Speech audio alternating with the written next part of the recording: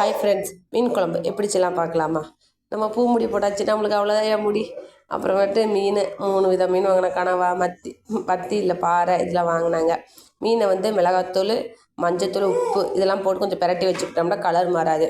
கொஞ்சம் எண்ணெய் ஊற்றி மிளகு சேர்த்து கொஞ்சோண்டு வெந்தயம், சீரகம் சேர்த்து பெருஞ்சீரகம் சேர்த்து நல்லா வணக்கிட்டு, சின்ன வெங்காயம், தக்காளி, தேங்காய் இதெல்லாம் சேர்த்து நல்லா வணக்கிட்டு, கருவேப்பிலை சேர்த்துட்டு, குழம்பு மசாலா தூள் 2 ஸ்பூனு, மிளகாத்தூள் 1, காஷ்மீர் சில்லி கொஞ்சம் இதெல்லாம் சேர்த்து நல்லா வணக்கிட்டு ஆற வச்சு மிக்சியில் அரைச்சி வச்சுருங்க.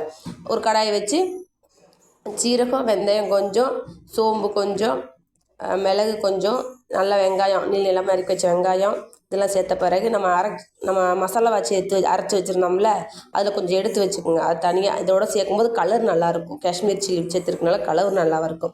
அதுவும் கூட முருங்கைக்காய் சேர்த்து நம்ம அரைச்சி வச்சுருக்கோம்ல, பேஸ்ட்டு வதக்கணும்ல, அந்த பேஸ்ட் நல்லா அரைச்சி வச்சுருக்கோம்ல, அதை சேர்த்து நல்லா வணக்கிட்டு புளித்தண்ணி சேர்த்து நல்லா கொதிக்க விட்டுருங்க. நல்லா கொதிக்க விட்ட பிறகு நம்ம மீன் பிரட்டி வச்சுருக்கோம்ல, அந்த முருங்கைக்காயெல்லாம் நல்லா வெந்த பிறகு எண்ணெய் பிரிஞ்சு வந்துடணும் இந்த மாதிரி. அதுக்கப்புறம் மீனை சேர்த்துருங்க.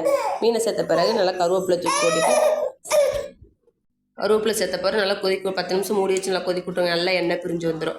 ஒரு தேங்காய் எண்ணெய் கொஞ்சம் சேர்த்துட்டு நம்ம மீன் இங்கே இருக்கோம்ல, மீனில் உள்ள எண்ணெய் வடகம் சேர்த்துட்டு வெள்ளைப்பூடு கொஞ்சம், கருவேப்பிலை இதெல்லாம் சேர்த்து நல்லா வணக்கிட்டு அதை தாளிச்சு விட்ருங்க. வேலாக்கில் சூப்பராக ரெடியாக இருக்கும். உண்மையிலே சொல்லப்போனால் அவ்வளோ சூப்பராக இருக்குங்க. நல்லா கட்டியாக செம்மையாக இருந்துச்சு. நல்லா காஷ்மீர் சில்லாம் போட்டிருக்கோம். கலர் சூப்பராக இருந்துச்சு.